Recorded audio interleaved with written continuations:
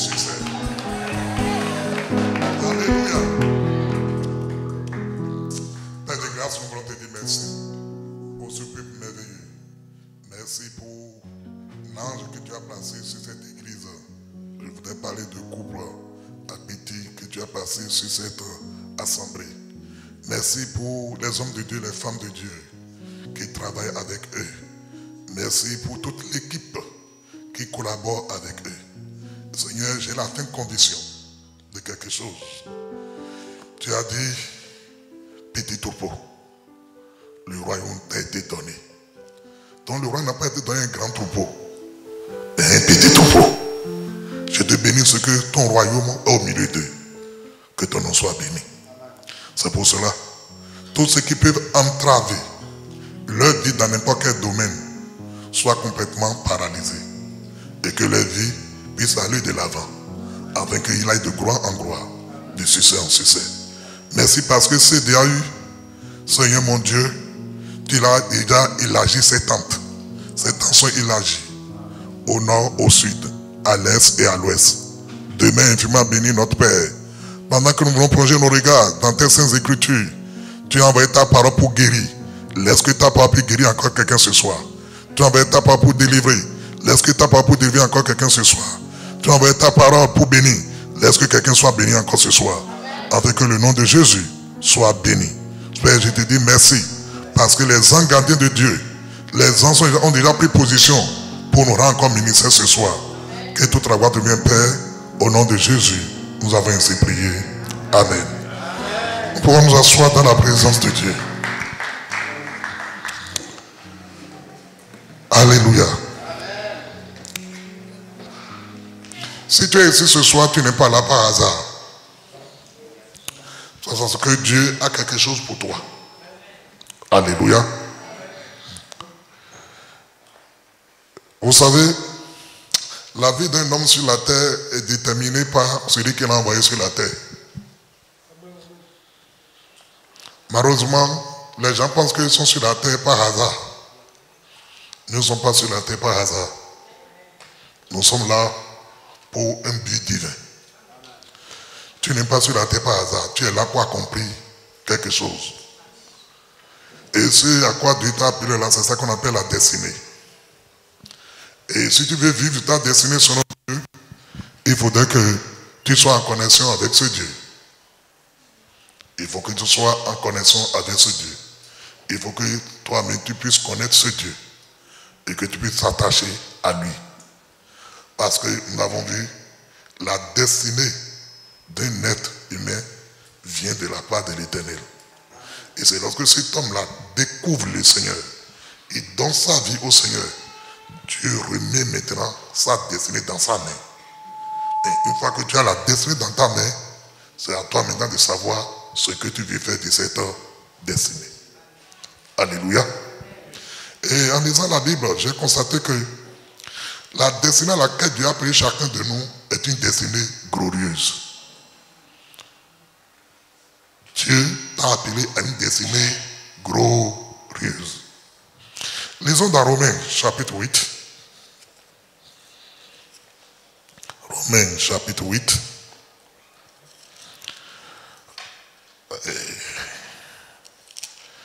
Je félicite tous ceux qui sont dans ce climat-là. Moi, c'est pas mon climat.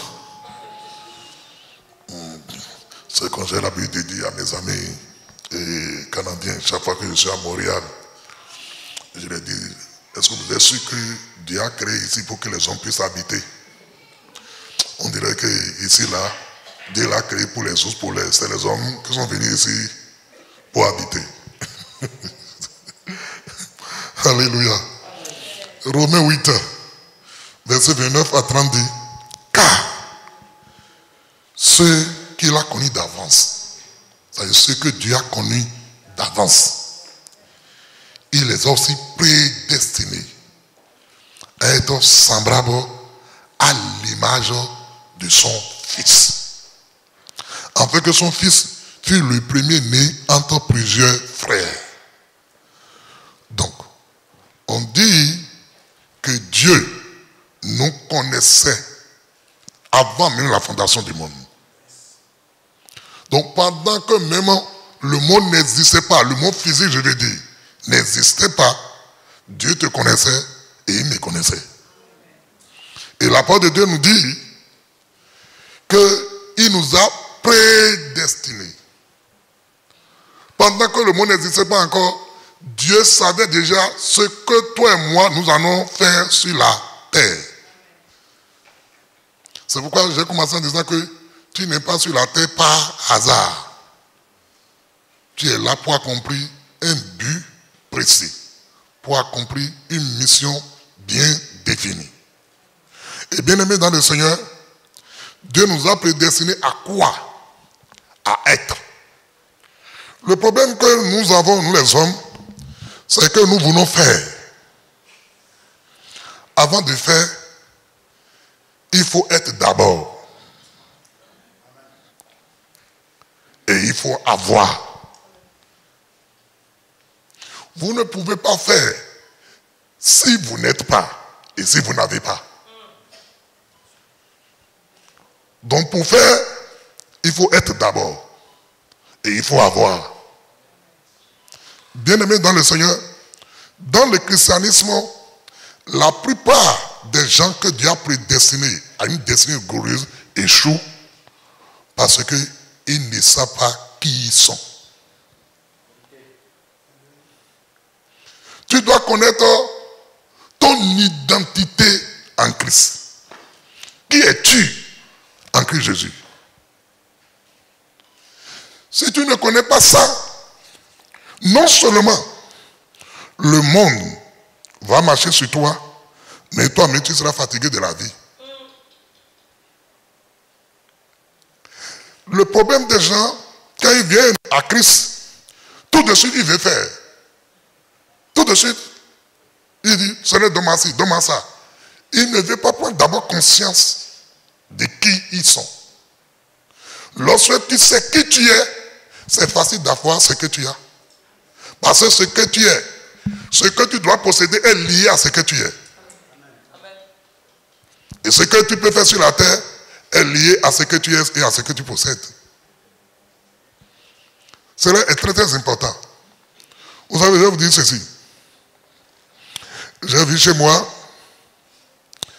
des hommes de Dieu qui s'en vont opérer le ministère dans des villages et ils viennent me voir et disent, prophète, quand je suis parti sur le terrain là, vraiment, le terrain est dur, hein? Et le problème est qu'on m'a lancé des flèches. On m'a lancé des flèches.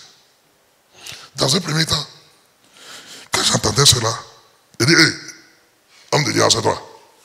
Ou bien femme de Dieu, assieds-toi. Nous allons causer.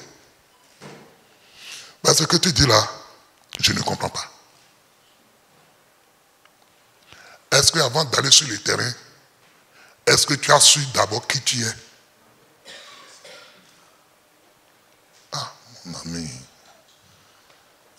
Vous ne pouvez pas aller affronter l'ennemi si vous ne savez pas qui vous êtes en Christ.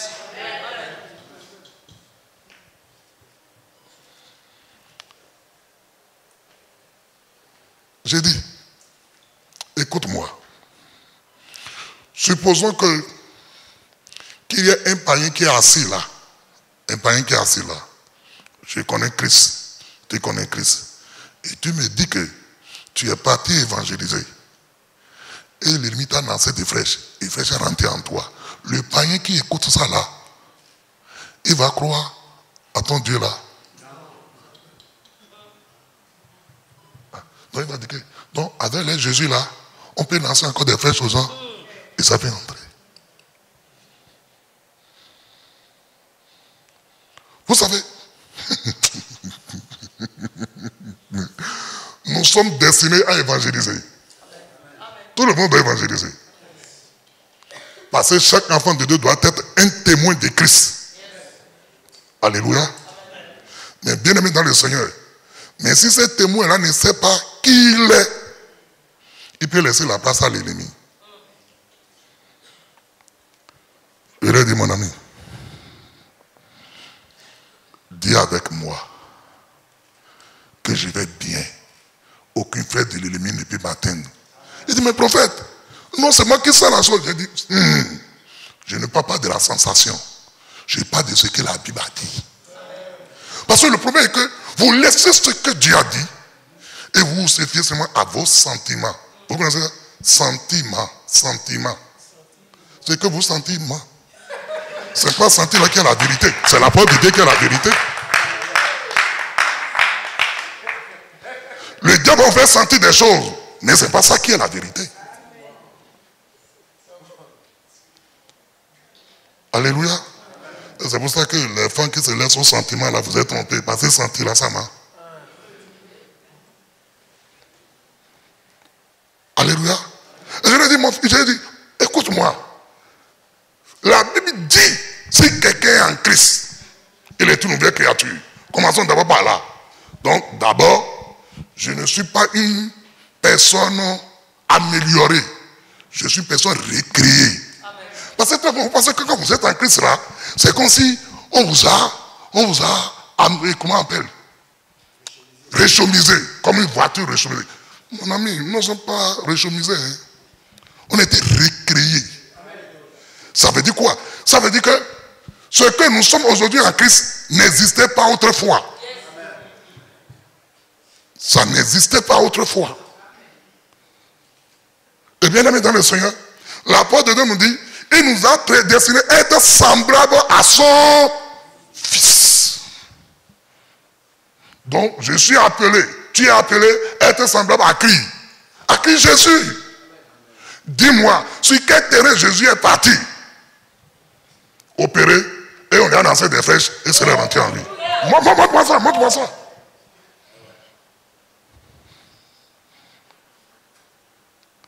Il n'y en a pas. Et mieux encore, le gars dit, il m'a donné le pouvoir de marcher sur les serpents, sur les scorpions. Et c'est pas encore terminé. Il dit, sur tout. Quelqu'un n'a qu'à dire tout. Tout, c'est tout. Sur toute la puissance de l'ennemi. Ça ne dit pas du diable. C'est toute la puissance du diable là. En Christ, on m'a donné le pouvoir de dominer ça. Et Jésus ajoute, et rien ne pourra tenir. Si tu ne crois pas à qui tu es en Christ, tu ne peux pas saisir ça. Et tu ne peux pas le vivre. Et tu vas dire que je suis venu en Christ, et vraiment, les sorciers me dérangent. Et vraiment, les méchants me dérangent. Oui. Il peut te déranger avant. Mais en Christ, s'il continue de te déranger, va voir le pasteur. Là, on va te faire le cri d'âme. Peut-être, dans ta lignée, dans ta famille, il y avait eu des alliances qui sont en train de te combattre. Mais toi qui es né de nouveau, qui marche avec Christ, et tu as déjà passé toutes ces étapes-là, tu ne peux plus avoir ce langage-là. Vous savez, il y a quelque chose qui m'a choqué dans la Bible. Je vais vous le dire. Dieu a destiné les enfants d'Israël à posséder Canaan. Je vous ai déjà dit l'autre dimanche passé, quand on sort de l'Égypte, on ne rencontre pas les géants. C'est lorsqu'on veut entrer à Canaan qu'on rencontre les géants. Alléluia. Donc quand il les a fait sortir là, c'est pour les amener à Canaan. Et Dieu les a donné toutes les garanties. Au point où, quand ils sont arrivés à Kadesh Barnéa, Dieu dit à Moïse, puisque eux là, ils n'étaient pas là quand j'ai parlé à vos pères, Abraham, Isaac et Jacob. Ils n'étaient pas là. Ça fait déjà plus de 430 ans. Maintenant là, pour qu'on ne dise pas que quelqu'un a menti à l'autre, chaque tribu n'a qu'à donner son responsable. Comme vous avez au nom de 12 tribus là, donc chaque tribu a fait sortir son responsable. Il dit, envoie les 12 là. Ils n'ont qu'à aller pour voir, est-ce que le pays dont moi je les parle, je les ai parlé là, le pays dont je les ai promis là, est-ce que ce pays existe? Ils n'ont qu'à aller voir ça. Et bien, vous apportez le rapport. Les 12 sont partis et ils sont venus pour rendre le rapport. Ils ont dit, Moïse, c'est pour la question, vous avez trouvé le pays de Canaan? Ils ont dit oui. est-ce que c'est un pays où coule le lait et le miel? Ils ont dit oui, voici même les fruits. C'est un bon pays. C'est un pays de bénédiction. Le peuple a commencé par acclamer. Moi, il dit Dieu ne nous a pas menti. Il a dit c'est un pays où coule le lait et le miel. Quand le peuple a commencé par se réjouir, il y a 10 parmi les 12. Ils ont dit, ne vous réjouissez pas encore. Calmez-vous. Il y a quelque chose que Moïse ne nous a pas dit. On dirait que lui et son Dieu là, ils sont en complot pour nous tuer. Et les autres ont dit, mais le peuple a dit, il y a encore quoi? Ils ont dit, mais le pays là, les habitants qui sont dedans sont des géants. Et quand nous-mêmes, on s'est vus là, on les a regardés, nous étions comme des sauterelles à leurs yeux. Je te pose la question. Est-ce que Dieu les a appelés sauterelles? Mais l'idée de sauterelles est venue d'où? D'eux-mêmes. La plupart des choses qui détruisent les enfants de Dieu viennent de leur propre imagination, viennent de leur propre pensée. La manière dont tu te vois déterminera aussi la manière dont tu vas te comporter. Amen. Et ils ont dit, nous avons fait les fils des Anak, ce sont des géants. Ils vont nous écraser comme des sauterelles. Parmi les 12 qui sont sortis, il n'y a que Josué et Caleb.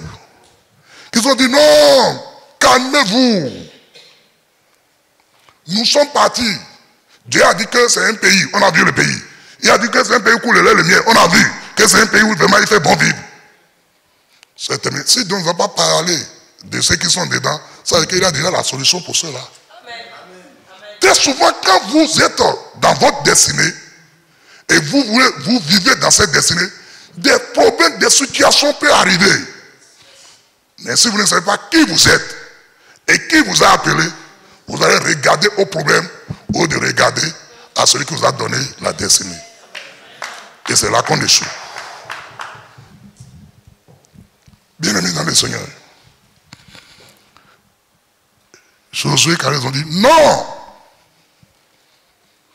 Les fils d'Anak et autres là, ils vont nous servir comme ils seront nos serviteurs, ils vont nous servir. Ils sont comme des ombrages. Ça veut dire quoi? Fais attention à ce que tu vois et à l'idée que tu fais de ce que tu vois. Amen. Voici 12 personnes, ils ont vu tous la même chose. Mais il y a 10 qui ont le même rapport, il y a 2 qui ont un rapport différent. Les 10 ont regardé simplement à la vie naturelle. Les 2 autres ont regardé à ce que Dieu a dit. Toi-même, quand tu vas regarder à ce que Dieu a dit, ta vie va changer. Amen. Mais quand tu regardes simplement ce qui se passe dans la vie, ce qui se passe dans le naturel, le diable va te mater.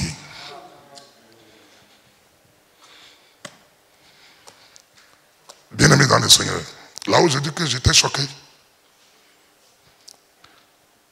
et que Dieu même s'est énervé. Et il a décidé de les détruire. Je ne sais pas si vous comprenez. Dieu lui-même qui a fait, regardez tout ce qu'il a fait en Égypte. Les types avec lesquels il a frappé les Égyptiens. Comment il a fait? Il a détruit les premiers Égyptiens. Comment il a noyé toute l'armée égyptienne pour libérer ce peuple. Et ce Dieu-là même là est prêt maintenant à les tuer.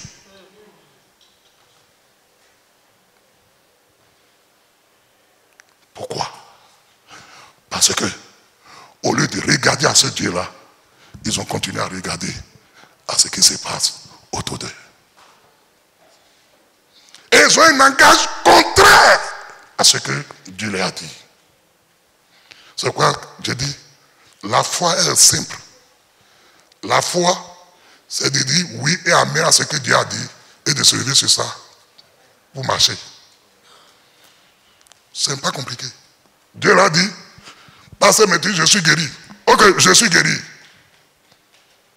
Je crois à ça et je m'élève sur ça. Bien-aimé dans le Seigneur. Mais si tu crois et que pas sur ça, tu ne verras rien. Tu ne verras rien. Bien-aimé dans le Seigneur, Moïse va supplier Dieu pour dire à Dieu, pardonne-les. Pardonne-les. Pardonne-les. Si tu fais ça maintenant, Moïse était un bon intercesseur. Le bon intercesseur est comme un avocat qui embarque le juge dans sa plaidoirie. Moïse a trouvé les mots qu'il faut pour emballer Dieu. Dieu, écoute-moi, si tu les tues là où tu es parti les chercher là, les gens vont dire que tu es menteur, que tu n'avais pas un territoire. Voilà pourquoi tu les as fait sortir et tu les as tués dans le désert. Et la Bible dit que l'Éternel Dieu se repentit. Je ne sais pas si vous comprenez de ce qu'il voulait faire.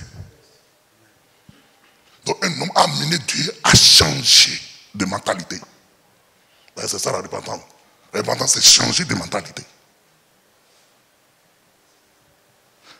Et Dieu dit, ok, Moïse, je pardonne quand tu l'as dit. Mais Dieu a dit quelque chose. Lisons ça. Nombre chapitre 14. Nombre chapitre 14.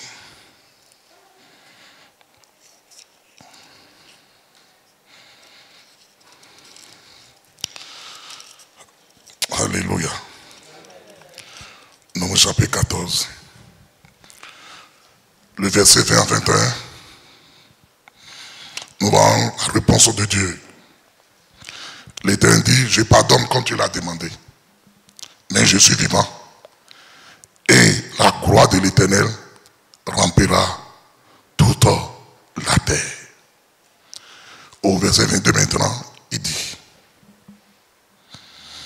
tous ceux qui ont vu ma gloire et les prodiges que j'ai faits en Égypte et dans le désert, et qui m'ont déjà tenté 10 fois, et qui n'ont pas écouté ma voix, tous ceux-là ne verront point le pays, car j'ai juré à leur père de leur donner, que j'ai juré de donner à leur père. Tous ceux qui m'ont méprisé ne le verront point. Verset 24. Et parce que mon serviteur Caleb a été animé d'un autre esprit, et qu'il a vraiment suivi ma voix, je le ferai entrer dans le pays où il est allé, et ses descendants le posséderont. Dieu dit ici, Moïse, j'ai pardonné, mais ceux-là qui ont vu ma gloire depuis que j'étais sorti de l'Égypte, depuis que j'ai amené Moïse à opérer avec les 10 prêtres, à battre, et comment on appelle, à combattre l'Égypte avec les 10 prêtres. Et maintenant, jusqu'à ce jour, ils ont vu ma gloire, et pourtant, ils n'ont pas cessé de me tenter. C'est-à-dire, ils sont toujours allés à l'encontre de ce que j'ai dit. Ils n'ont jamais cru et ils ne sont jamais levés pour dire, puisque c'est Dieu qui l'a dit, allons-y. Non. Dieu dit, ils m'ont méprisé. Donc mépriser Dieu, ce n'est pas croire ce qu'il dit pour agir. Donc on peut même être à l'église et mépriser Dieu. Si vous ne croyez pas à ce qu'il a dit, et vous ne vous levez pas sur ça, vous le méprisez. Surtout, j'ai l'habitude de dire aux gens, les gens me posent la question, mais prophète, d'accord, est-ce que vous rencontrez des situations, des problèmes comme nous? J'ai dit, ah bon, tu veux savoir, c'est toi. Parce que quand nous allons voir que nous aussi, on n'a pas de problème. Et quand je lui ai donné un exemple, il dit, nous là, on ne voit même rien. Hein? Ah, vous là, c'est Dieu qui doit vous soutenir. Et j'ai dit, mais et toi là, qui va te soutenir? Si Dieu doit nous soutenir, qui va te soutenir toi? Nous sommes dans ce monde et les problèmes ne manqueront pas. Si quelqu'un t'a dit qu'en Christ Jésus, tu ne verras plus de problèmes, il t'a menti. Le christianisme sans problème n'existe pas. Le christianisme sans problème n'existe pas. Parce que ce que nous avons, c'est nous qui avons un problème, les difficultés que que nous rencontrons dans la vie. C'est ça que nous appelons problème. Mais pour Dieu, ce sont des matières premières pour manifester sa gloire. Parce que si les problèmes n'arrivent pas, comment tu sauras que ton Dieu est puissant? Alléluia. C'est pour ça, depuis que j'ai compris cela, quand les situations difficiles ou même les choses sont compliquées pour moi, je ne panique plus. Je ne demande plus. Au contraire, je dis, bonne arrivée, problème. Parce que du fait que toi tu es arrivé là, c'est que mon Dieu vient encore se manifester.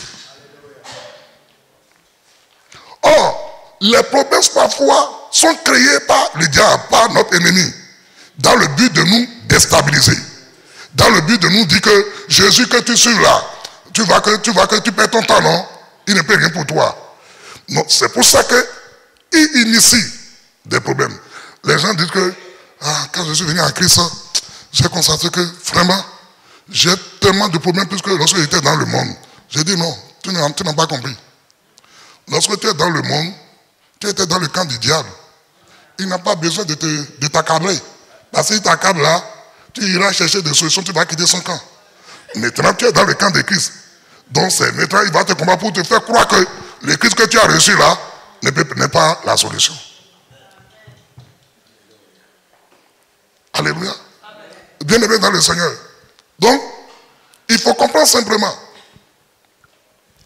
que Jésus était clair et dit, dans le monde, vous aurez beaucoup de tribulations. Mais, prenez courage. J'ai vaincu le monde. J'ai vaincu le monde. Les problèmes sont dans le monde. Vous êtes dans le monde, mais vous n'êtes pas du monde. Donc, même si les problèmes du monde vous arrivent, vous allez les vaincre. Parce que Jésus les a déjà vaincus. Alléluia. C'est pourquoi la Bible dit, tous ceux qui sont nés de Dieu triomphent du monde. Et la victoire qui triomphe du monde, c'est sa foi. Tout ce qui est né de Dieu triomphe du monde. Parce que dès l'instant que tu es né de Dieu, l'ennemi est là pour te mettre les bâtons dans les roues. Mais Dieu te donne aussi la capacité pour le vaincre.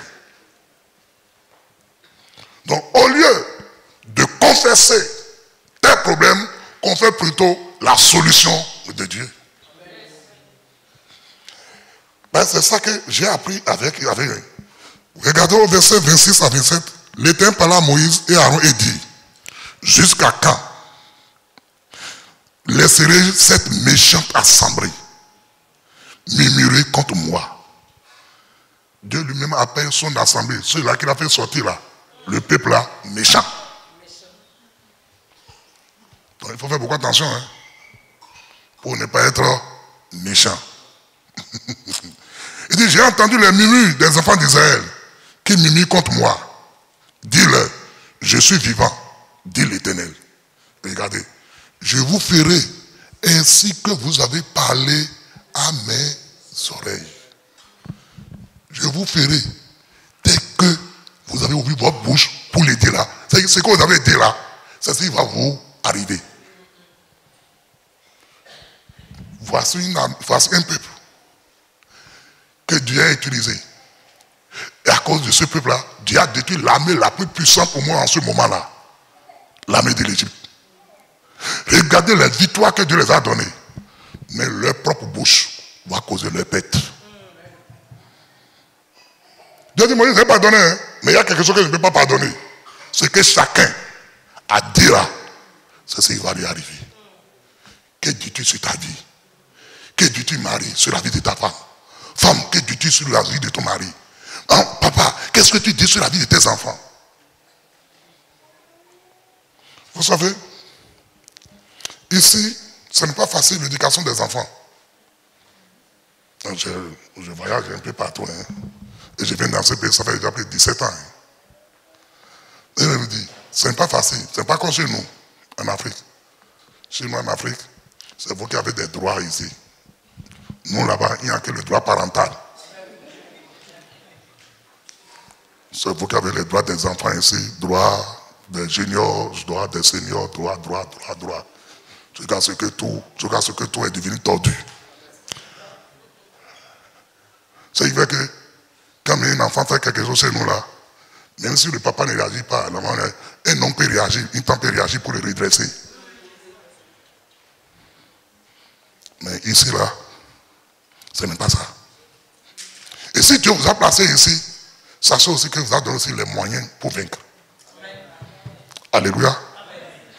Je suis en train de vous dire ce soir, si vous voulez vivre votre destinée selon Dieu, vous ne devez pas regarder ce qui se passe dans le naturel, mais vous devez regarder plutôt à ce que Dieu a dit. C'est vrai. Cet enfant-là a déserté la maison, ou bien a commencé par fumer la drogue. Au lieu de dire, toi là, je te parle, tu n'écoutes pas. C'est la drogue là qui va te tuer. C'est la drogue là qui va te tuer. Un jour, tu vas penser à mort. Parce que c'est ce que toi, mais tu ne fais que dire. C'est la drogue qui va te tuer. La drogue qui va te tuer. Oh, je donne un exemple simple. Oh, si tu dis, non, Junior, Dieu ne t'a pas envoyé sur la terre pour la drogue. Dieu t'a envoyé pour le célébrer, pour le louer. Je sais que tu vas adorer le Christ. Tu vas témoigner de que Jésus, tu es un bon enfant. Le monde n'a pas raison de toi. Oh, Junior, tu es un enfant merveilleux. Tu vas glorifier le Christ Jésus. Pendant que tu dis ça, les choses peuvent encore se multiplier encore là-bas de manière aussi négative. Ne regarde pas. Regarde ce que tu es, ce que tu crois. Parce que ce que nous disons, c'est ce que nous croyons. Ce que nous disons, la parole que nous faisons sortir est l'expression de ce que nous croyons. Or, Dieu ne va jamais opérer au-delà de ce que nous croyons. À moins que ça soit une grâce exceptionnelle. Alléluia. Il dit Moïse, je suis vivant, hein. J'ai pardonné. Mais ce que chacun a dit là, c'est ce qui va arriver. Comme les 10 Israélites ont dit qu'ils ne vont pas entrer, ils n'entreront pas. Comme Josué et où ils ont dit qu'ils vont entrer et ils vont entrer. Et lisez la suite. La sentence sera, pour que telle personne puisse mourir, Dieu va choisir 40 ans. Il dit, ils ont pris combien de jours pour explorer le pays? 40 jours. Dieu dit, chaque jour, ça fait 1 an. 1 an de rentre dans le désert. Quand Dieu les a fait sortir, ils ne devaient pas faire 40 jours, 40 ans dans le désert. C'est l'incrédulité et leur confession qui ont amené cela.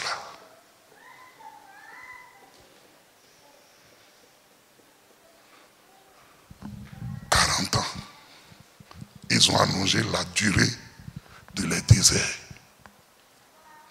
J'ai pris que le Saint-Esprit t'aide à ne jamais poser des actes qui vont allonger ta souffrance.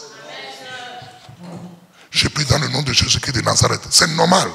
Vous ne pouvez pas rentrer à Canaan si vous ne traversez pas le désert. Mais le désert n'est pas votre destinée. Votre destination n'est pas le désert. C'est Canaan qui est votre destination. Le désert n'est que le passage. Je refuse que le passage ne devienne pas votre lieu d'habitation. Mais que le Saint-Esprit vous amène à aller à la destination que Dieu a prévue pour vous. Tu crois quoi? Qu'est-ce que tu dis sur toi-même? Que dis-tu sur ton église? Que dis-tu sur ton pasteur? Que dis-tu sur la femme de ton pasteur? Que dis-tu sur ton mari? Que dis-tu sur tes enfants? Même le pays dans lequel tu es. Qu'est-ce que tu dis sur cela? Est-ce que vous savez, en Christ Jésus, non seulement nous sommes des enfants de Dieu, mais Dieu a fait de nous tous aussi des prophètes. Dieu a fait de nous tous des prophètes. Pendant les derniers jours, j'ai répandu mon esprit sur toute chair. Sur toute chair. Et il dit, vos fils et vos filles prophétiseront. Vous savez ce qu'on appelle prophétiser? Ça veut dire déclarer, dire d'avance la chose. Vous savez pourquoi c'est comme ça? C'est ce que je vous donne. Si vous me connaissez ça là, vous allez vivre votre destinée de manière glorieuse.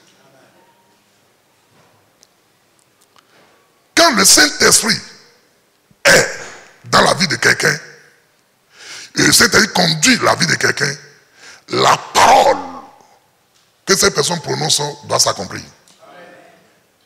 C'est pourquoi il dit, je répandrai mon esprit sur toute chair, et vos fils et filles prophétiseront. Vos vieillards auront des songes. Il dit, sur mes serviteurs, sur mes servantes, ils prophétiseront.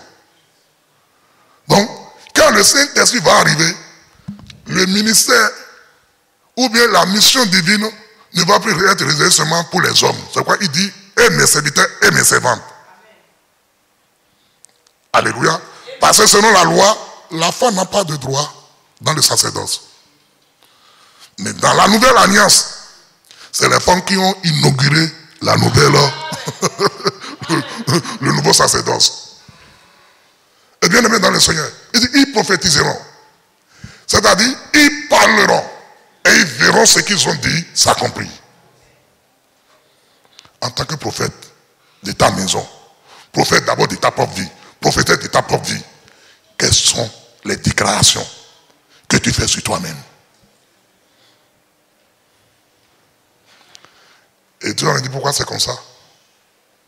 Je vais te le dire. La parole de Dieu nous dit, Dieu a créé toujours par quoi? Par sa parole. Donc Dieu a créé toujours par la parole. Alléluia. Et la Bible me dit que il veille sur sa parole pour l'accomplir. Et il soutient aussi toutes choses par sa parole. Donc, si Dieu a créé toujours par la parole, la Bible dit, vous et moi, en Christ Jésus, nous sommes les dieux terrestres que Dieu a établis sur la terre. Donc c'est que nous sommes des dieux. Dieu est en train de montrer que la parole d'un Dieu s'accomplit. Les dieux de la terre, ce ne sont pas les idoles. Non. C'est l'homme que Dieu a créé à son image et à sa ressemblance. Donc en Christ Jésus, tu es un Dieu. Et la Bible dit, il dit tu es un Dieu. Mais si tu vas mourir comme tout un être humain, tu es un Dieu. Or la parole qui sort de la bouche de Dieu s'accomplit toujours. C'est pourquoi toi aussi tu dois faire attention à ce qui sort de ta bouche. Sinon, en Christ tu n'es plus sous la malédiction, mais toi-même tu peux t'imposer la malédiction. Faites beaucoup attention. Pour vivre une destinée heureuse, il faut être en accord avec la parole de Dieu. C'est pour ça que la Bible dit, il dit l'évangile que nous avons, Paul dit aux Corinthiens, et le Saint-Esprit le dit à nous aujourd'hui, il dit, l'évangile que vous a été annoncé n'est pas oui et non. Parce que l'évangile que vous avez annoncé est lié à ce que Christ a fait. Et ce que Christ a fait là, c'est oui et amen. C'est pour cela, quand vous écoutez ces paroles-là, vous déclarez aussi amen. Amen, c'est dit, ainsi soit-il pour moi aussi. C'est pour ça que, ça m'étonne lorsque on prêche, ou bien on prie, et on déclare dans la prière, ou bien dans des choses positives sur votre vie, vous ne pouvez pas dire amen, ça m'étonne chez vous. Parce que quand on lâche la parole positivement sur votre vie, même dans la prière, il faut dire amen. Ça veut dire que, oui Seigneur, ainsi soit-il pour moi, ainsi soit-il, je l'accepte, ainsi soit-il. Mais vous fermez la bouche ici et vous êtes bon. Et il faut, à la fin qu'il faut dire amen, vous dites amen. Soyez en accord avec la parole. Amen. Je ne sais pas que si c'est le frère aussi qui a fermé votre bouche pour ne pas dire amen.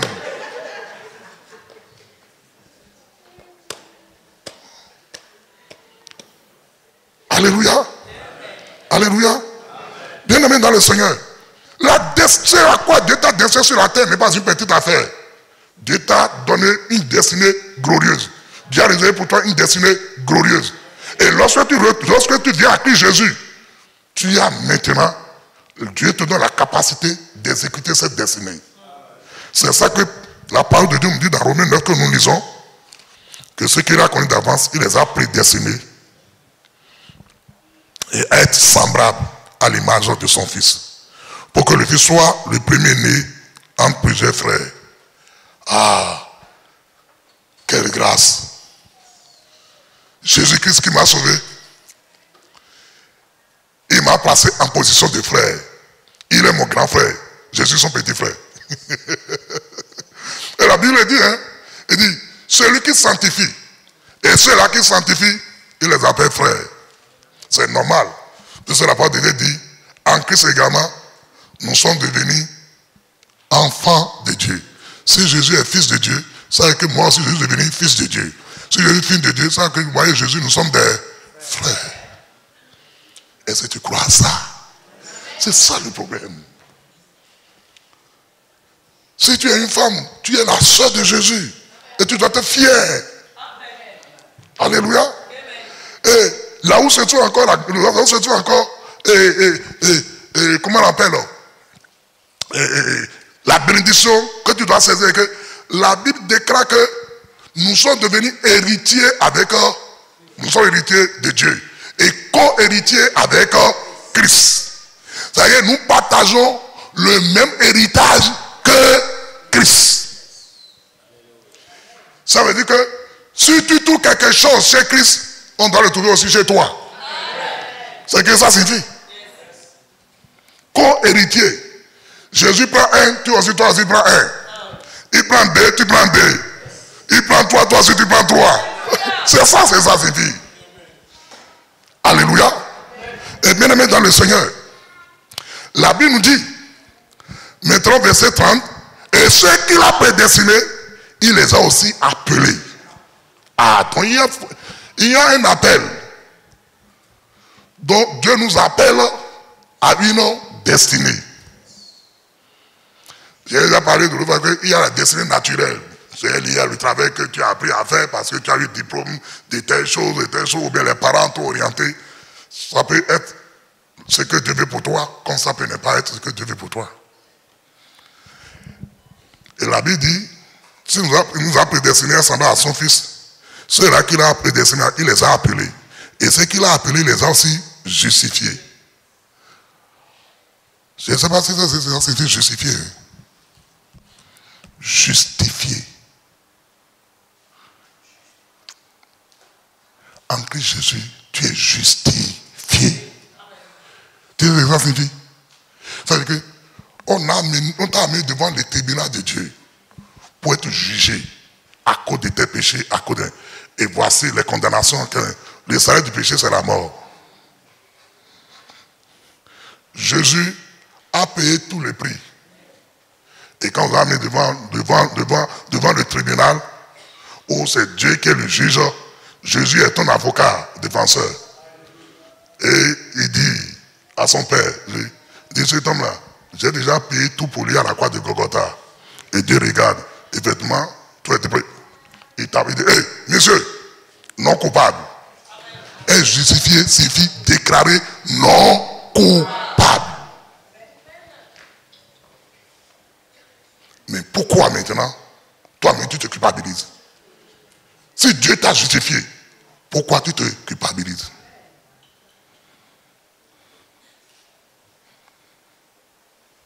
Oui. Si on t'a justifié, et toi-même tu retournes encore dans les mêmes choses, ta conscience va te condamner. Et c'est pour cela, ceux qui se laissent à la vie du péché ne peuvent pas vivre pleinement les destinés. C'est un peu Dieu qui les condamne. Hein? Mais celui qui les pousse dedans là, est le même qui les condamne. Parce que je rends grâce à Dieu. Quelqu'un m'a posé la question, est-ce que pour faire d'accord, ce qui est arrivé à Job là, est-ce que ça peut arriver encore à quelqu'un aujourd'hui? J'ai dit non, ça ne peut plus arriver. Ça ne peut plus arriver à quelqu'un. Tu sais pourquoi? Parce que ce qui est arrivé à Job était un défi entre Dieu et le diable. Job n'a rien fait. C'est Satan qui est venu et Dieu lui a dit, hey, toi là tu viens d'où? Il dit, je viens de parcourir toute la terre. Dieu dit, ah bon, tu as parcouru toute la terre. Est-ce que tu as vu mon serviteur Job? Il dit, Job, oui, je l'ai dit, il y a quoi? Il dit, tu as vu comment il est attaché à moi? Oh. Il dit, il est attaché à toi parce que tu l'as béni. Laisse-moi détruire ceux qui possèdent et tu vas voir s'il ne va pas te maudire. Mon ami, Dieu n'a rien fait. Lui, il était tranquille sur la terre, nous aussi là-bas. Les deux êtres spirituels sont en train de...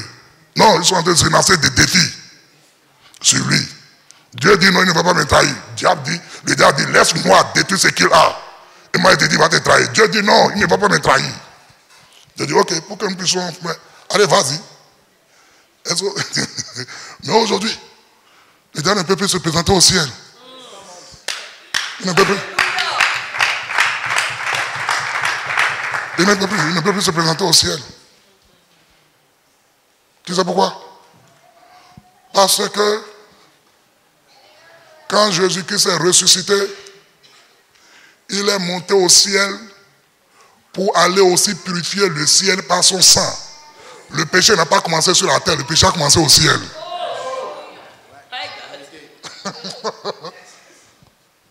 Le péché a commencé au ciel. Parce que ce qu'on appelle Lucifer, ce qu'on appelle le diable, on l'appelle Lucifer. C'est un ange que Dieu a créé. Dieu a créé Lucifer pour l'adorer, pour le célébrer. Mais Lucifer est devenu diable. Est devenu Satan. Dieu n'a pas créé Satan. Dieu n'a pas créé le diable.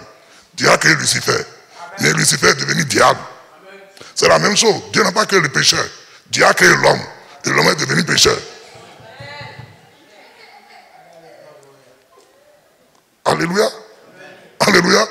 Donc, bien aimé dans le Seigneur, ça veut dire que le ciel aussi a besoin de purification. Parce que la Bible dit, sans infusion de sang, il n'y a pas de pardon pour les péchés. Et c'est le sang qui permet de faire l'expiation. Or, au ciel là, il n'y a pas la chair. Donc on ne peut pas trouver le sang au ciel. Donc, il faut que quelqu'un sur la terre puisse apporter le sang là-bas. Et celui qui a apporté le sang là-bas, c'est celui qui est descendu de là-bas en prenant la chair pour venir parmi nous, le Christ Jésus. C'est pour ça, quand il est ressuscité, et Marie de Magdala a vu dans le jardin, et veut le toucher, et dit, ne me touche pas, je ne suis pas encore monté vers mon Père. Parce qu'il y a un service que je dois aller faire encore là-bas. Bien aimé dans le Seigneur. Donc Jésus a déjà purifié le ciel. Donc on ne peut plus laisser un péché comme Satan aller souiller le ciel. Donc, il peut se balader, mais il ne peut plus aller devant la face de Dieu. Et la Bible l'appelle l'accusateur des frères. Le diable est l'accusateur des frères. Il a accusé Job, mais il ne peut pas nous accuser nous aujourd'hui. Mais qu'est-ce qu'il fait? Il peut m'amener moi à accuser mon frère. Comme il peut amener ma soeur à m'accuser. C'est nous-mêmes qui nous accusons nos frères. Mais il ne peut pas aller chez Dieu pour nous accuser.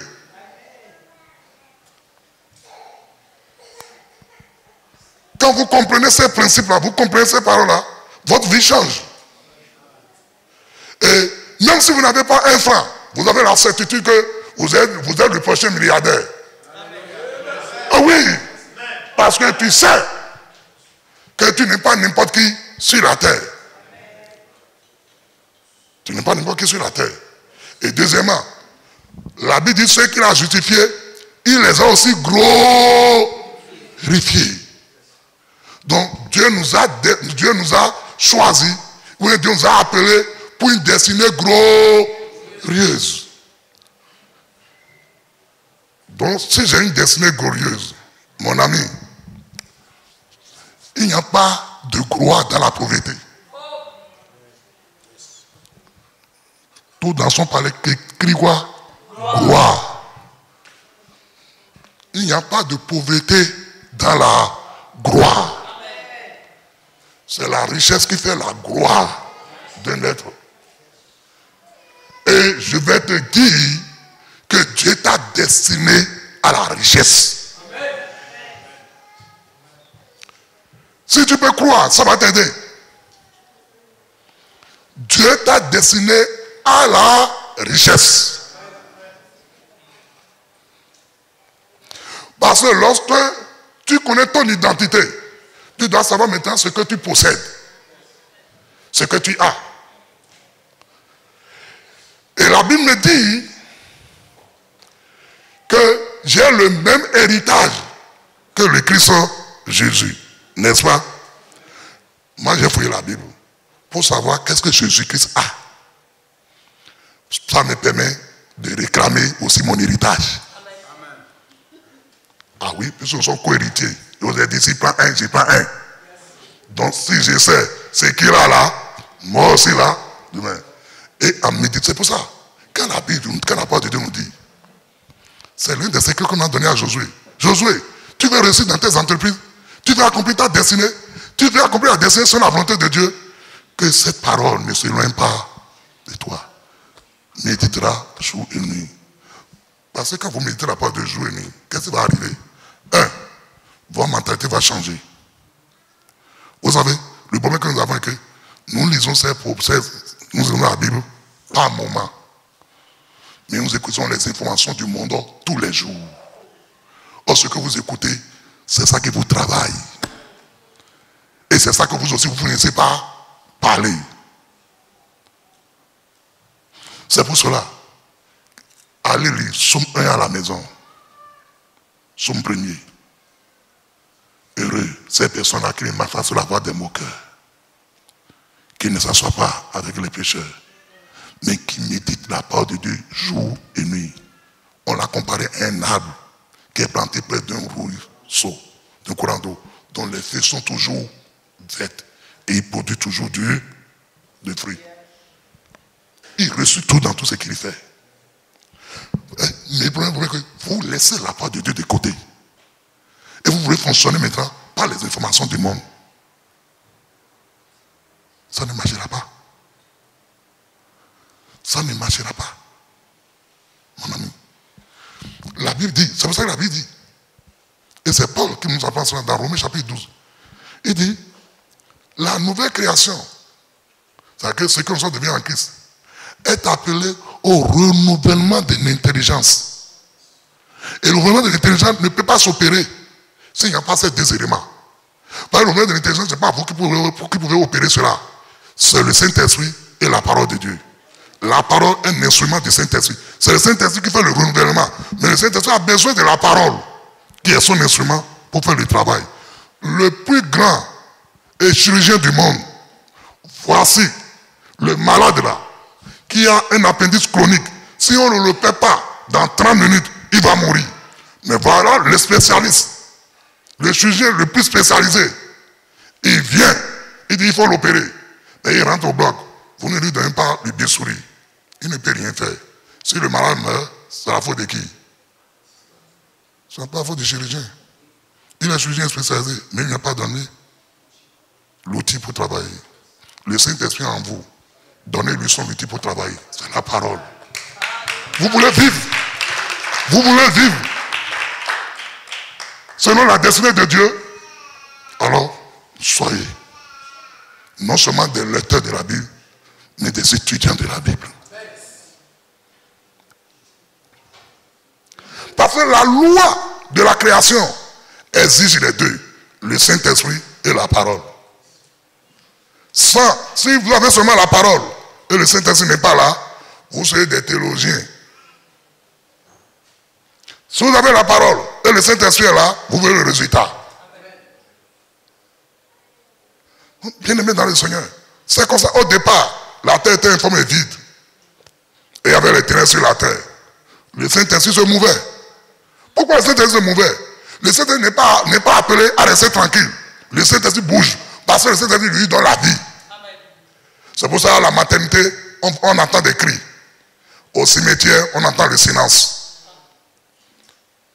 Le Saint-Esprit donne la vie. C'est pourquoi quand le Saint-Esprit opère quelque part, vous devez entendre des bruits. C'est normal. Alléluia. Et bien aimé dans le Seigneur, il faisait des verts liens dans cette ténèbre-là, sur les eaux-là, mais il ne peut rien faire. Mais dès que Dieu va dire maintenant que la lumière soit, quand Dieu a fait sortir la parole, le Saint-Esprit par la parole, il établit la lumière. C'est la même chose. Vous êtes en Christ, vous avez le Saint-Esprit. Mais si vous ne donnez pas la parole, il va travailler sur quelle base?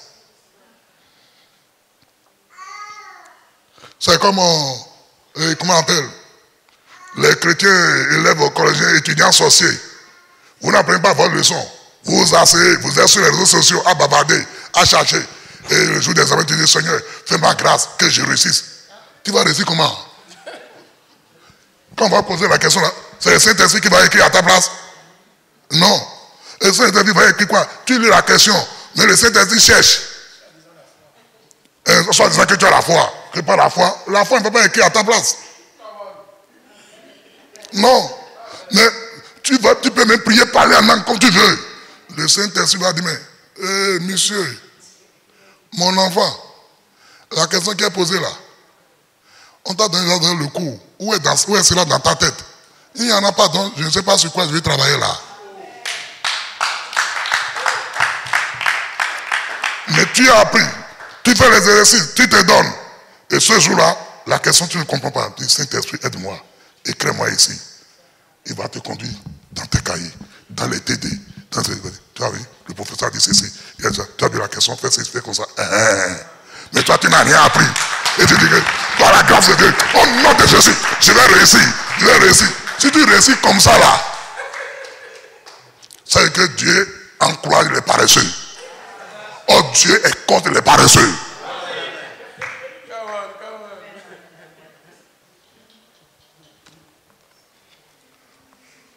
Vous savez, les moments de preuve ou bien que nous rencontrons sur le chemin de notre destinée sont des moments d'examen. Hein. Ah, c'est les moments d'examen pour notre foi. Et pendant ce moment, pour s'en sortir là, c'est la parole de Dieu que tu étudies là, que le Saint-Esprit va prendre pour t'éclairer et se va dire waouh, ça, j'ai saisi cela. Et tu te restes sur cela et la chose ne va pas changer. Bien-aimé dans le Seigneur, j'ai vu plein de situations où il n'y avait même pas, je ne sais même plus quoi faire. Mais j'ai commencé par parler en langue. J'ai pris ma Bible et je suis tombé sur un verset. Et ce verset que j'ai toujours lu. Mais ce jour-là, ça a arrêté mon attention. Et j'ai commencé par méditer. La méditation de ce verset-là va m'apporter la révélation de la solution à mon problème. Et lorsque j'ai ces révélations, j'ai cru à ces révélations, j'ai commencé par déclarer ces révélations. J'ai vu la situation changer maintenant en ma faveur. Bien-aimé dans le Seigneur, la Bible dit, donc j'ai fouillé, et je suis arrivé à Apocalypse chapitre 5. Je vous ai dit qu'il n'y a pas de pauvreté dans la destinée glorieuse. C'est la richesse qu'il y a dans la destinée glorieuse. Alléluia. Quelqu'un qui a une destinée glorieuse ne peut pas être pauvre. C'est ce que j'ai en train de dire. Tu ne peux pas avoir une destinée glorieuse et être pauvre. Non. Si tu as une destinée glorieuse, ça veut dire que la richesse aussi est ta part. Alléluia. Et j'ai dit, pour que tu puisses avoir la certitude que tu acceptes que la richesse est ta part, il faut savoir que tu es un co-héritier avec Christ. Donc, tu partages le même héritage que Christ. Mais si tu ne sais pas ce que Christ a reçu, tu ne sauras pas ce que toi aussi tu as. Et moi, dans mes recherches, je lis beaucoup la parole de Dieu. Et je médite beaucoup. C'est pour ça, Apocalypse 5, le verset 12 me dit, lorsque Jésus-Christ au ciel, il a pris le livre que personne ne peut pas prendre pour rompre les sceaux. Et il a rompu les sceaux. Les 24 vieillards qui étaient là et les 4 divins ont commencé par crier. Et ils ont dit digne à l'agneau qui a été immolé pour nous racheter et qui a fait des hommes des sacrificateurs et des rois et un royaume quoi. Ils régneront sur la terre. Ça c'est le verset 10. Ça va vous aider à comprendre quand il vous a dit l'autre fois là que c'est la terre qui est pour nous là. Nous régnons sur la terre. On ne règne pas au ciel. Au ciel, c'est une seule personne qui règne. Il disait d'une voix forte, l'agneau qui a été immolé est digne de recevoir la puissance. Alléluia. Donc Jésus a reçu quoi? La puissance. Donc moi aussi en tant qu'héritier, j'ai reçu quoi? Dis, j'ai la puissance de Dieu en moi. J'ai la puissance de Dieu en moi. J'ai la puissance de Dieu en moi. Voilà pourquoi j'ai la capacité de réussir ma destinée. Rien ne peut m'empêcher Car la puissance de Dieu est à moi. Je peux tout par le Christ qui m'a fortifié. Ainsi soit-il pour ta vie. Donc, il a reçu la puissance. J'ai reçu aussi la puissance. Et deuxième chose, il a reçu quoi? Hein? La maman, il y a certains chrétiens, on doit changer les versets là. On doit mener la pauvreté là. Hein, il y a certains qui doivent changer. Parce que quand on parle de la richesse, il y a certains chrétiens qui sont, surtout des théologiens, qui sont allergiques à ça. La richesse, même moi aussi, on a dit, Jésus aussi a reçu ça. Il a reçu la richesse. Et je suis co-héritier avec lui. S'il reçoit la richesse, moi, il va recevoir la pauvreté. S'il reçoit la pauvreté, on n'est plus co-héritier. Que nous partageons le même héritage. Donc, il a reçu la richesse. Donc, moi aussi, j'ai reçu quoi? Dis, j'ai la richesse. Dieu m'a donné la richesse. En qui je suis. La richesse est mon partage. Dans le nom de Jésus-Christ. L'abondance m'accompagnera plutôt dans tous les domaines de ma vie. Au nom puissant de Jésus, je serai riche spirituellement. Je serai riche financièrement. Je serai riche en connaissance. Je serai riche en sagesse. Je serai riche en intelligence. Parce que l'éternel Dieu m'a donné la richesse. La richesse est ma portion. Au nom de Jésus-Christ. Troisième chose, il a reçu la sagesse. J'ai aussi la sagesse. Il a reçu la force. J'ai aussi la force. Il a reçu l'honneur. J'ai aussi l'honneur. Donc c'est pour ça que ne laisse personne te dévaluer. Ne laisse personne te déshonorer. Tu n'es pas n'importe qui. Et si tu sais que tu es un homme d'honneur, une femme d'honneur, ne te laisse pas. Ne te laisse pas coucher avec n'importe qui. Non, tu es une femme d'honneur. Une femme d'honneur ne fait pas ça. Non, il ne faut pas te réduire à n'importe quoi. Un homme d'honneur. Un homme d'honneur, c'est un homme de parole. Un homme d'honneur, c'est un homme responsable. Un homme d'honneur, c'est un homme qui défend ce que Dieu a mis sous son autorité. Alléluia. Alléluia. La gloire et la louange. Il y a 7 choses qu'on a citées là pour Jésus. C'est 7 choses-là. Moi, j'ai écrit le verset. Et j'ai collé ça. J'étais en location à ce moment-là. J'ai collé ça au cheveu de mon lit. Quand je me réveille, je dis, merci Saint-Esprit. Parce que l'homme le plus puissant que tu as créé s'est réveillé. Merci parce que la richesse est mon partage. Merci parce que la gloire, la sagesse, l'honneur et comment on appelle la force sont mes partages. Et je bénis beaucoup le Seigneur. Ce n'est pas la force du monde, c'est la force de Dieu. Ce n'est pas la richesse du monde, c'est la richesse de Dieu. Ce n'est pas la puissance du monde, c'est la puissance de Dieu. Donc, je confesse cela. C'est ça que je confesse. Même si je n'avais même pas l'argent pour prendre le petit déjeuner. Aujourd'hui, c'est ce que je suis devenu. Parce qu'il y a un temps pour semer. Et un temps pour récolter. Ce que vous ne savez pas, ce que vous dites, c'est une semence. La parole qui sort de votre bouche, c'est une semence. Donc quand vous parlez là, vous semez.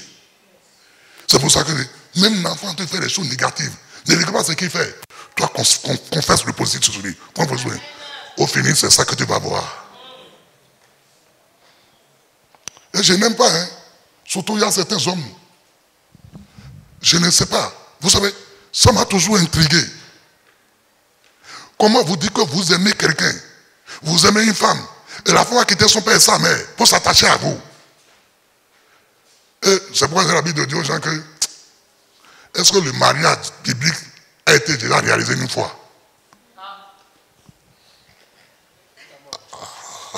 Le mariage biblique, est-ce que ça a été déjà réalisé? La Bible dit l'homme quittera son père et sa mère et s'attachera à sa femme. Dans la plupart des cas, c'est la femme qui quitte son père et sa mère et qui s'attache à l'homme.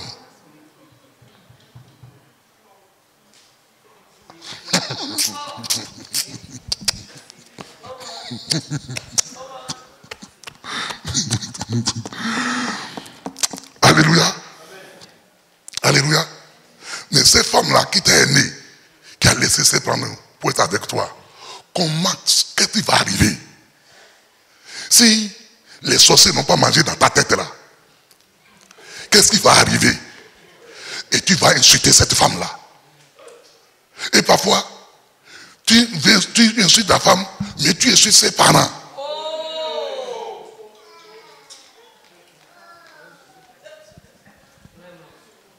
Non, c'est une question que je pose. C'est quel amour ça où on insulte l'autre? C'est l'amour ça? Non, disons la vérité, c'est l'amour ça?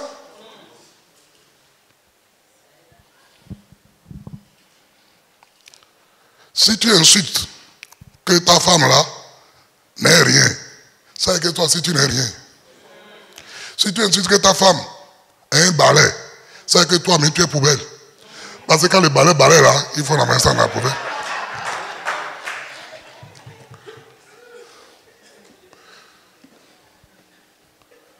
Non, mon ami. Et toi là, toi tu ne fais rien. C'est moi qui fais toutes choses. Non. Si tu le vois, ne fais rien, et tu ne connais qu'il ne fait rien, tu le verras toujours comme ça. Comment pas la voir comme une femme d'affaires? Comment pas la voir comme cette femme-là qui sort pour faire des affaires pour gagner de l'argent? Comment pas proclamer cela sur sa vie? Alléluia. Mais c'est pour une nation qui est comme ça. Hein. J'ai pris ma fille avec l'une de ses copines, on est parti au restaurant pour manger. Quand on a fini de manger, la branche est venue là, mais j'ai dit apporter l'addition. Et il vient dire, mais je vais mettre ça ensemble ou bien je vais mettre ça séparé. Je lui ai dit, ça ne va pas chez toi. J'ai amené mes enfants pour manger. Mais tout ensemble, c'est moi qui paie. Parce qu'il a vu que c'est un peu élevé. Et j'ai demandé à ma fille, quelle est cette affaire-là? Elle dit, non, ici là, c'est 50-50. Ici là, c'est 50-50. Donc 50%, 50%, donc chacun pour soi. J'ai compris. 50-50. Donc j'ai compris. J'ai compris pourquoi aussi, quand la femme veut aussi te quitter, va aussi partir tranquillement, parce qu'elle n'est pas redevable envers toi, toi aussi tu n'es pas redevable envers lui. Non, mes amis. Non. Bien-aimé dans le Seigneur,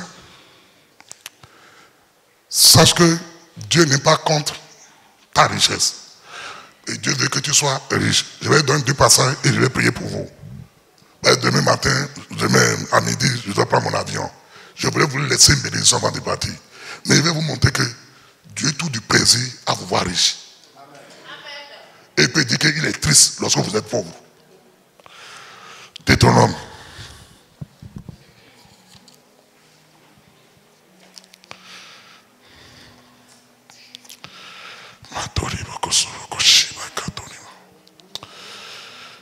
Deutéronome chapitre 8.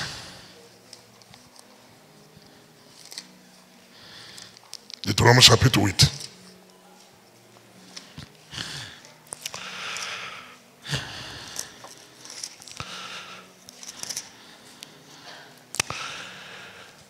Il dit, à partir du verset 10,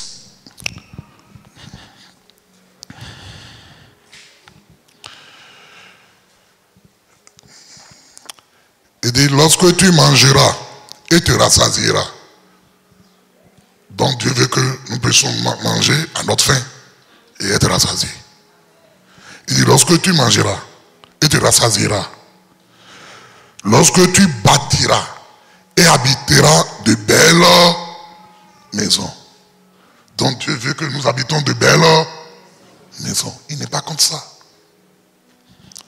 Il dit, prends garde. Il dit, lorsque tu verras, verset 13, lorsque tu verras multiplier ton gros et ton menu bétail. Donc Dieu là ne raisonne pas et qu'on appelle, ne raisonne pas et comment on appelle en petitesse. Dieu, il réfléchit toujours en grand. Il veut que tes biens puissent se multiplier. Il dit, lorsque tu verras multiplier ton gros et ton menu bétail, s'augmenter ton argent. Donc Dieu ne veut même pas que notre argent puisse diminuer, mais il veut que l'argent puisse croître. augmenter ton argent et ton or. Et s'accroît tout ce qui est à toi. Donc Dieu veut que nous ayons de l'accroissement, nous ayons de la multiplication, nous ayons de l'abondance. Que ce soit dans les finances, que ce soit dans les biens matériels, que ce soit même dans nos affaires, il veut que nos affaires puissent se multiplier. La seule chose qu'il nous demande, il dit, lorsque garde ton cœur, prends garde à que ton cœur ne s'enfle et que tu n'oublies l'Éternel ton Dieu qui t'a fait sortir du pays d'Égypte, de la maison de servitude. Donc Dieu n'est pas contre la richesse. Mais Dieu dit, lorsque tu es riche, que ton cœur ne puisse pas l'oublier. Ne dis pas que c'est moi-même qui suis enrichi. J'ai trop souffert et c'est moi-même qui suis arrivé. Non, Dieu dit non. Pourquoi? Parce qu'au verset 17 à 18, il dit, garde-toi de dire en ton cœur, ma force et la puissance de ma main m'ont acquis ces richesses. C'est que l'acquisition des richesses n'est pas liée seulement au travail que tu fais, n'est pas liée simplement à ton intérêt, à ta salaire. C'est lié à la bénédiction de Dieu. Et rappelez-vous, c'est la bénédiction de Dieu qui enrichit. Il dit, souviens-toi de l'Éternel ton Dieu, car c'est lui qui te donnera la force pour les acquérir. Pour acquérir quoi? Les richesses. Donc la force pour acquérir la richesse, Dieu dit, il va te faire quoi? Il va te le donner. Si la richesse était une mauvaise chose, pourquoi Dieu va me donner la force pour l'acquérir? Si Dieu est comme la richesse, pourquoi il va me donner la force pour acquérir la richesse? Non, mes amis. Ça ne tient pas route. Ça ne tient pas route. Il dit, il va te donner la force pour acquérir les richesses afin de confirmer. Afin de confirmer, comme il le fait aujourd'hui, son alliance qu'il a jurée à tes pères. Quand on parle de pères, on peut parler d'Abraham, Isaac et Jacob. J'ai fait une alliance avec eux. Donc en te bénissant toi, en te rendant riche, c'est pour confirmer la promesse. C'est pour confirmer l'alliance que j'ai fait avec Abraham. Et l'alliance que Dieu a fait avec Abraham n'est pas l'alliance de la loi.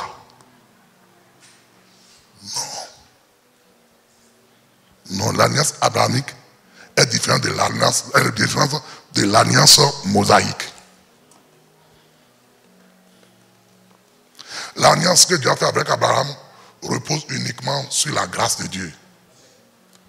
Et toi et moi, en Christ Jésus, nous sommes dans l'alliance aussi de la grâce. C'est pour ça que dans Galates là-bas, on dit ceux qui sont en Christ Jésus aujourd'hui, ils sont fils d'Abraham. Et ils sont bénis avec Abraham, le Père. C'est les choses que j'ai lues, ça a changé ma mentalité. En Christ Jésus, Dieu dit, je suis devenu comme fils d'Abraham. Ça veut dire, je suis comme Isaac, je suis comme Jacob. Et c'est pourquoi j'ai étudié la vie de ces personnes-là, mon ami. Ils ont manifesté toute la richesse. Et pourtant, ils n'ont jamais abandonné Dieu. Donc la mentalité qu'on nous a inculquée au village, ou bien au pays, que si on est riche là, on abandonne Dieu, c'est faux. Le problème, ce n'est pas la richesse, c'est le cœur de celui qui a la richesse. Parce que Dieu, pourquoi il veut que tu puisses avoir la richesse?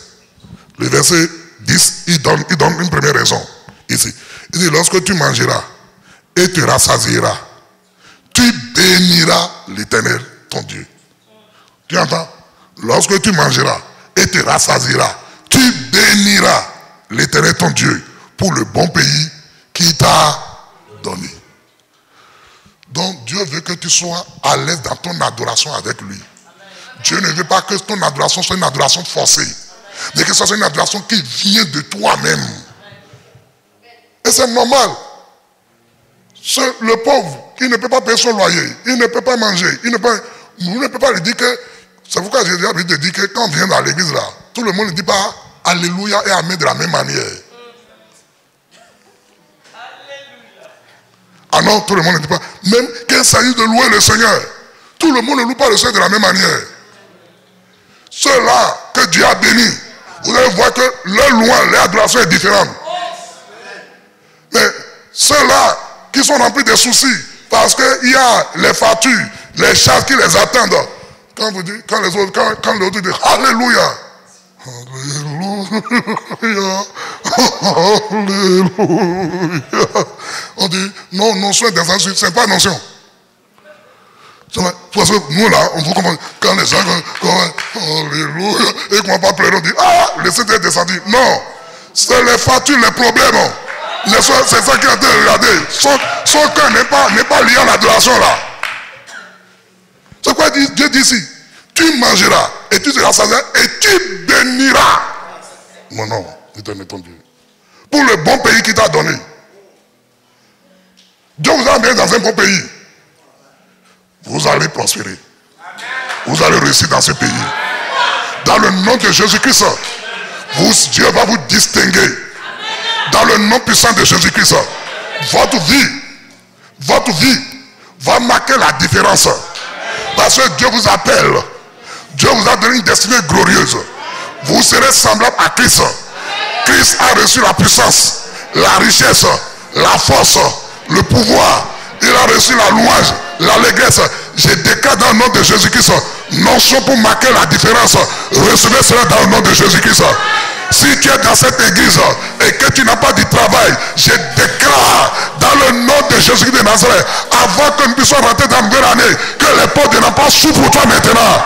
Toi qui as un emploi, j'appelle maintenant la promotion pour toi dans ton emploi, dans le nom puissant de Jésus-Christ, dans le nom du Père de Jésus de Nazareth. Dieu t'a mis dans un bon pays où coule le lait et le miel. Je déclare, tu vas manger et boire le lait et le miel de ce pays au nom de Jésus-Christ. Dans le nom puissant de Jésus-Christ, on va te compter parmi les riches sans dette, les riches qui n'ont pas de dette bancaire. On va te compter parmi ces riches-là dans le nom puissant de Jésus-Christ. Tes affaires vont réussir dans le nom de Jésus-Christ de Nazareth. Écoute-moi, ton adoration va être une adoration sincère. C'est pour ça, comme vous voyez, David dit, je suis dans la joie. Comme il dit, allons dans la maison de l'Éternel. Regardez les dit. Ils n'ont pas les soucis de manger, de s'habiller, de ceci. Ils n'ont pas ces soucis-là. Et le Dieu qui les a élevés comme ça, là, il est content d'aller à la présence de ce Dieu-là. David n'est pas content lorsqu'il vient aller au palais. Parce qu'au palais, il va régler les problèmes. Le seul endroit où il trouve de la joie, c'est lorsqu'on dit, allons dans la maison de l'Éternel. Pourquoi? Les gens, ici, le jour, regardez nous-mêmes, on a dit, le dimanche, c'est le jour du Seigneur. C'est la vérité que nous disons là. C'est le jour du Seigneur vraiment. Hein? Ce n'est pas le jour du Seigneur. Si c'est le jour qui appartient au Seigneur là, nous ne pouvons pas mettre nos activités sur ce jour-là. Mais c'est ce jour-là, c'est un travail. Ils sont obligés de travailler. Si ils étaient bénis, ou même c'est eux-mêmes qui sont les promoteurs de ces entreprises-là, ils vont aller. Jamais. Jamais.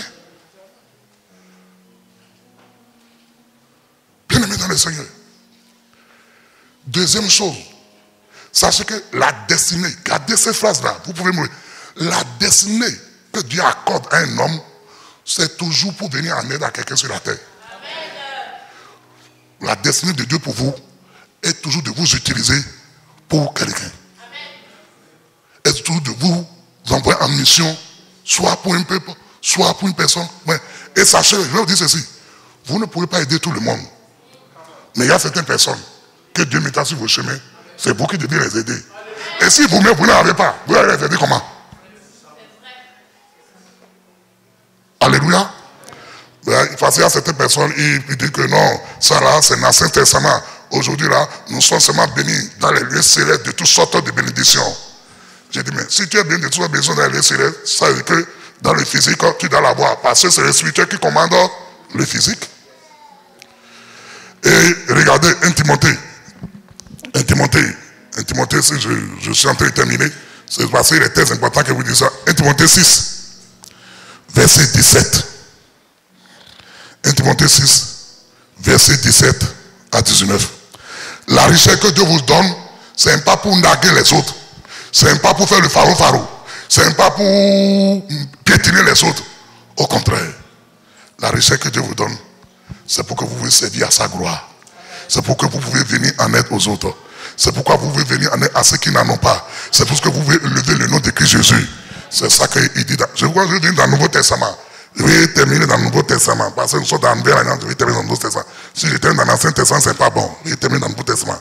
Et il dit ici, recommande aux riches du présent siècle de ne pas être orgueilleux. Donc, Dieu ne nous rend pas riches pour que nous soyons orgueilleux. Pour votre gouvernement, la première manifestation du péché s'appelle l'orgueil. Quand on dit que Lucifer a péché, Lucifer n'a pas cherché des femmes. Lucifer n'a pas volé. De ce que Lucifer a fait, il est devenu orgueilleux. En voyant la gloire qu'on donne à Dieu, il a décidé lui aussi que lui aussi va prendre cette gloire-là. Donc, c'est pour cela que Dieu dit, la Bible dit, Dieu résiste aux orgueilleux et fait grâce aux hommes. Pourquoi? Parce que quand Dieu va sur la terre, un orgueilleux, il voit les petits frères de Lucifer. Donc, faites beaucoup attention. Beaucoup attention. Donc, il dit Dieu aux riches présents. Parce que les riches qui ne connaissent pas Christ, ils sont imbus d'eux-mêmes. Ils ne calculent personne. C'est comme si le monde tourne seulement autour d'eux. Dieu dit non, pour toi là. Il dit, Dieu aux riches de ce monde de ne pas être orgueilleux. Et de ne pas mettre leur espérance dans des richesses incertaines. Nous, notre espérance est en Christ Jésus. Parce que la trompette sonnera et nous serons enlevés avec lui. Quand nous serons enlevés, on ne sera pas enlevés ni avec nos biens, ni avec nos épouses, ni avec nos époux, ni avec nos enfants. On sera enlevés seuls. Si nous marchons avec lui. Donc, notre espérance à nous, c'est le ciel. Mais les richesses vont nous servir ici, dans notre adoration à Dieu, et également pour témoigner de l'amour de ce Dieu-là à ceux qui nous entourent. Bien-aimés dans le Seigneur. Et il dit donc, de ne même pas mettre leur espérance dans des richesses incertaines, mais de la mettre en Dieu. Je prie, quelle que soit l'élévation que Dieu va te donner, quelle que soit la gloire que Dieu va te donner, quelle que soit la richesse que Dieu va te donner, quel que soit le succès que tu vas connaître dans ta destinée, que ton espérance soit toujours en Dieu. Que ton espérance soit toujours en Dieu. Que rien ne te détourne de Christ Jésus. Il dit que ton espérance qu'il nous donne, il dit il faut mettre ton espérance en Dieu. Qui nous donne, qui entend, qui nous donne avec abondance toutes choses pour que nous en jouissons. Donc Dieu veut que nous jouissons des bonnes choses sur la terre. Si nous mettons notre espérance en lui, il dit, je déclare que tu vas jouir des meilleurs fruits de ce pays. Tu vas jouir de l'abondance divine. Tu vas jouir de l'abondance dans tous les domaines de ta vie. La Bible déclare, lorsque quelqu'un ne prend pas soin de ceux de sa maison, il est pire plus qu'un incrédule. Ah, mais comment quelqu'un peut prendre soin de sa famille si lui-même n'en a pas? Voilà l'une des raisons pour lesquelles Dieu veut que tu puisses en posséder. Tu peux en posséder aussi en abondance. Non seulement pour satisfaire tes propres besoins, mais également pour faire du bien aux autres. La parole de Dieu est remplie de cela. Prenez aussi 2 Corinthiens 9:8. 2 Corinthiens 9:8. Il dit, vous verrez, par la grâce de Dieu, vous aurez l'abondance pour satisfaire vos besoins. Et il va rester encore beaucoup pour faire du bien aux gens.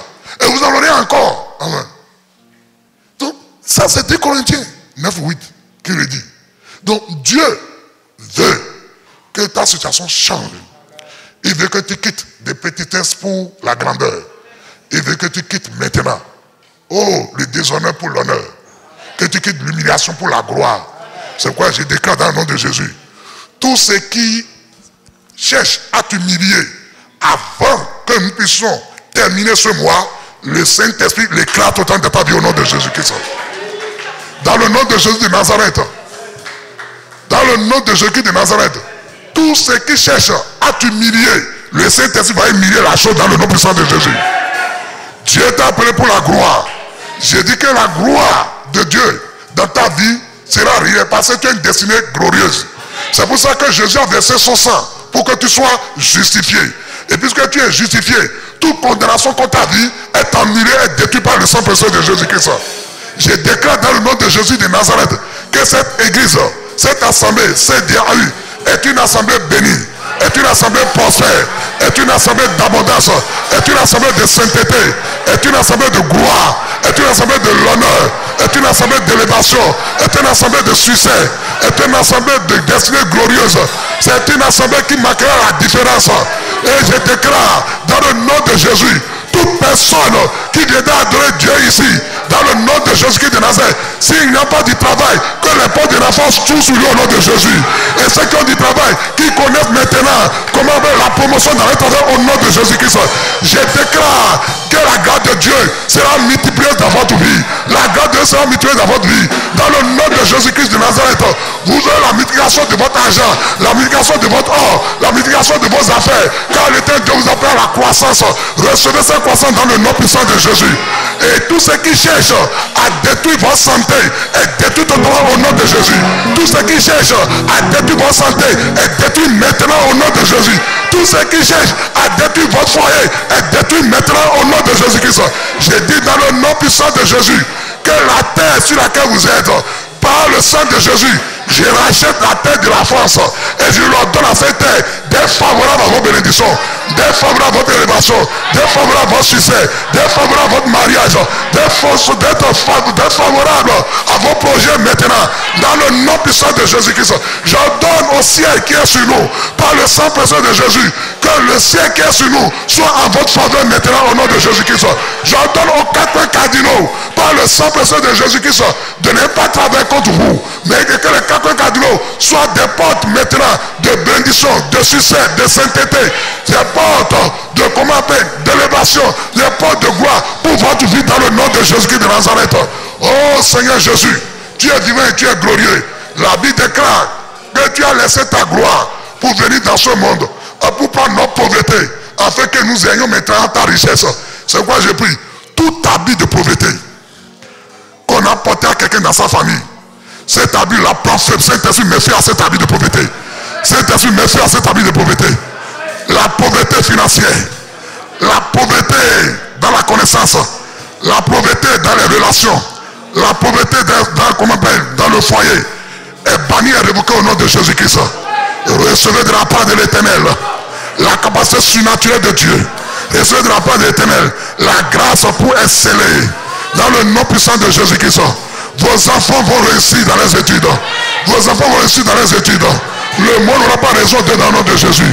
Car vos enfants sont des concurrents vainqueurs. Vos enfants sont des princes et des princesses. C'est pour cela, le monde perd contrôle sur eux maintenant. Ils sont le dégoût totalement du monde. Le Saint-Esprit met le dégoût du monde dans le cœur de vos enfants.